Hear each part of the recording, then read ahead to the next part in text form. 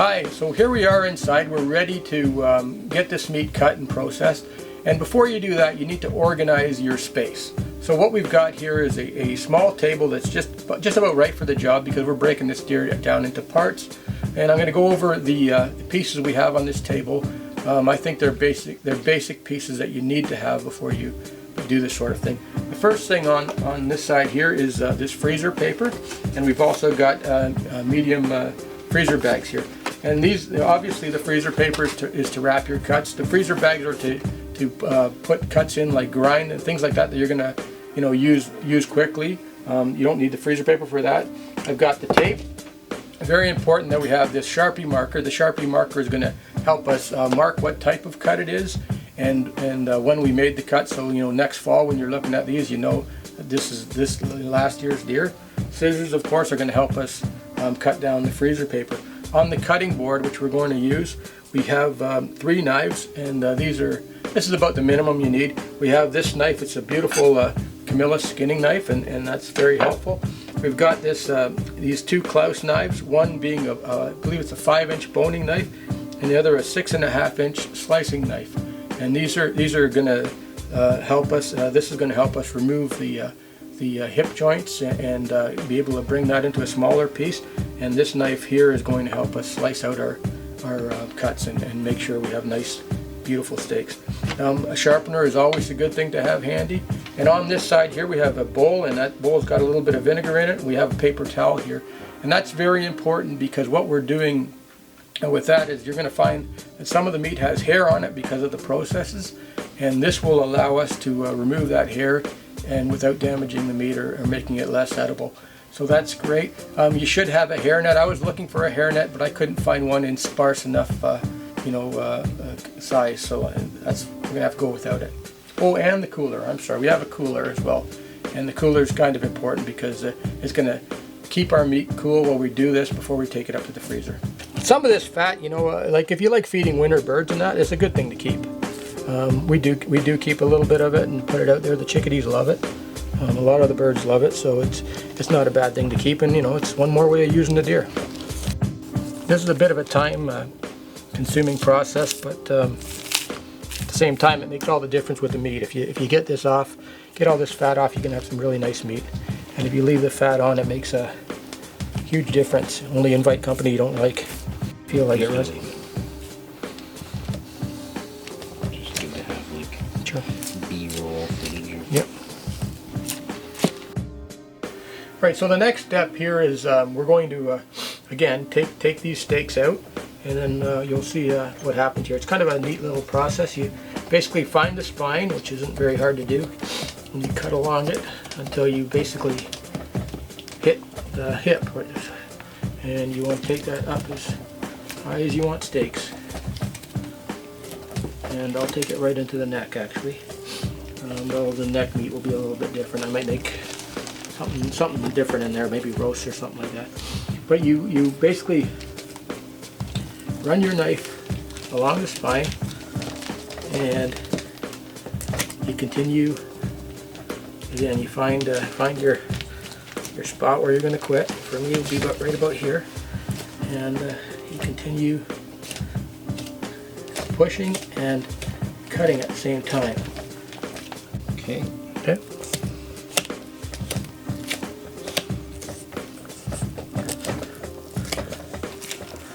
So you push and you cut, and the idea is you loosen all this meat. You try and keep it as neat as you can, of course. And you're running it basically along that rib that we cut, and you can see it starting to come loose here. You can hear it, and there it is, loose at this end. So once you've got that, you continue down and until you can get it loose all the way through. At this point, I want this slicing knife a little bit. Okay, so now what we're going to do is make some steaks. So what you need to do is determine the thickness, because we're going to butterfly these. So this is going to be double the thickness, because what I'm going to do is is cut. I'm going to use this, everyone's got a way of doing it, but I'm going to use this knife handle as a gauge. So I want all my steaks to be this thick, and I'll show you what I mean by butterfly. So you first, you make that slice right across, and then what you do is you take the next slice and you don't bring it all the way through, just a little bit, and there's a nice piece of meat right there. Now this fat that's hanging on the bottom, I'll remove that because again nobody likes fat, but there you've got a nice piece of deer steak that is good size for this particular animal. It's not, you're not getting monster cuts out of this. This is not a moose by any means, but if you butterfly them like this, again, I put my knife handle down, get the proper width, make the cut, bring it out, and bring this cut halfway down, open it up. There's another nice steak right there, you see? And again, you clean them up as you go, and there's not much more to it than that, but this is what we're going to get a fair number of steaks out of this backstrap. That's one side of the backstrap done. So we've got 1, 2, 3, 4, 5, 6, 7, 8, 9, 10, 11 nice steaks out of that. We'll do the same thing on the other side, and then we'll work on steaks on the hindquarters and the shoulders. So we're taking it up again as far as we want to go with this, and we're going to start the process for the other side. So what I'm doing now while Rusty's catching up is I am going through this deer and just trying to remove any bit of meat I can that will be good in a grind, hamburger grind or that kind of thing. I want to leave as little on the bone as possible because I worked hard for this deer. I respect this deer, and I want to make sure we put it to good use. So that's the other side. That's what, again, when you have the opportunity to do this, and you've got the time, it's certainly the way to go. What we're doing here is this is part of the neck. We went very high up the neck for when we took the meat off this. We didn't want to save the head for anything for a trophy. This is not what I would call the best meat in the world, but it is really good for a grind. And so I'm getting it off there, and this will be in our grind pile. And I'll do the same on the other side. And again, here we go. That's nice for the grind pile. Might get some stewing beef out of that too, or some people like a neck roast, and that'd be a nice little pot roast.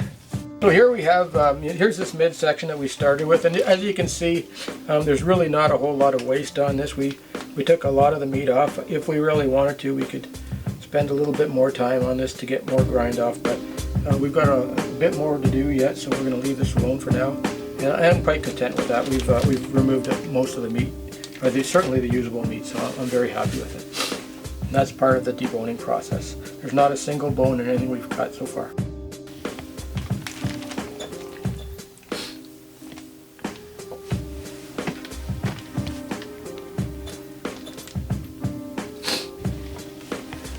So we're gonna start by cleaning up the end of this a bit, and this is some really good meat here, and we're gonna try to separate the muscles here to make some nice cuts. So I tend to follow the line here. You don't want to cut a lot. You just want to find that. You can see now I've got the seam here, and you try to follow along it. And we're gonna hit the bone soon, as we have. Okay. You can see we've got what you're trying to do here is make some nice pieces of meat. So I'll try to follow that and separate it. And you can see right there, there's kind of where the muscle separates. A lot of ways to go with this. I'm going to make a roast right here, so it'll make it easier. So I think this is a beautiful roast about that size, and there we go. So we'll clean it up a bit as always, and you could also go, make nice steaks out of this actually. But I'm gonna remove the cap here, and make a really nice roast.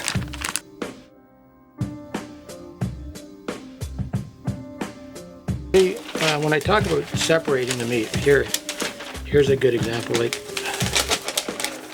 maybe better than what I've been providing you, but you can actually see here I don't have to do much in the meat. The muscles are joined here, and they're basically falling apart of their own accord, and that's what I'm looking for right there. See how that's separated? Same thing again. It's another muscle group, and you can see it's wanting to separate. All you need to do is help it along. So now what we're going to do is we're going to clean this up a bit, and I want to make some steaks. You'll notice this piece of meat here, there will be steaks on that. They'll be about that size. There's no need to butterfly them at all unless you really like large steaks. This is fine for my family, so I'm going to make sure they're about maybe 3/4 inch thick, and cut away. So there's one really nice steak right there, and again we'll trim it up and fix it, but that's a nice ham steak. And then we'll do another one, again basically same, again really nice ham steaks. So now we have the shoulder, and I'm just going to clean this up right now, get rid of all this fat. That'll go to the chickadees right there, and so I can clear that out of the way. I'll just put that off to the side.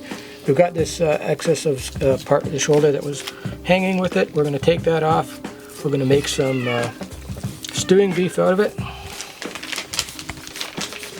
and that'll go off to the side here. I'll cut that up in a minute, and then we're going to turn it over. And what we do with the shoulder is you look, or at least the way I do it, is the first thing I'm going to do is I'm going to look for the keel bone here.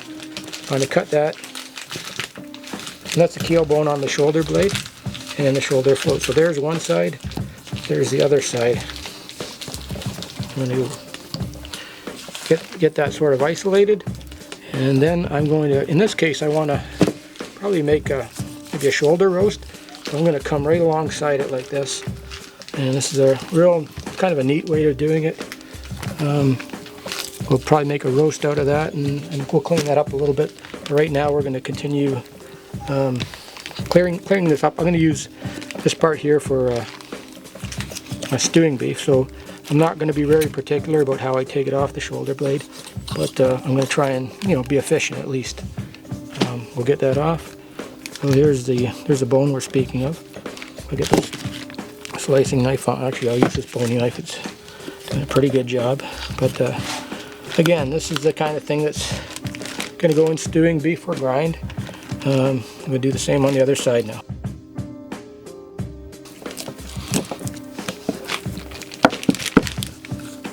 This is not the nicest meat in the world, but it does make for a good stewing meat, so I like it for that. And again, it's making some pretty good use out of it.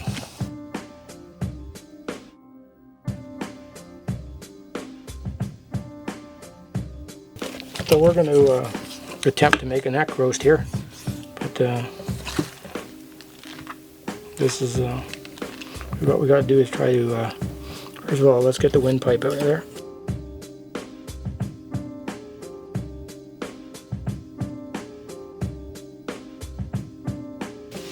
So we were trying to get around the bone with this knife, but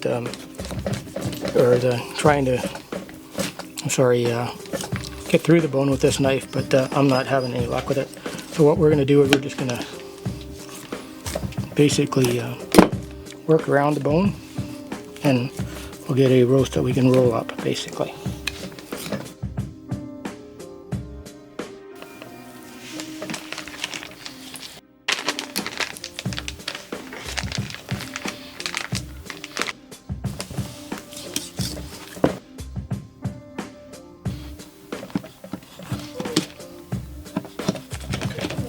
So here we are with the ribs. Some guys like to eat venison ribs. I'm not a big fan, but I do take the ribs for grind.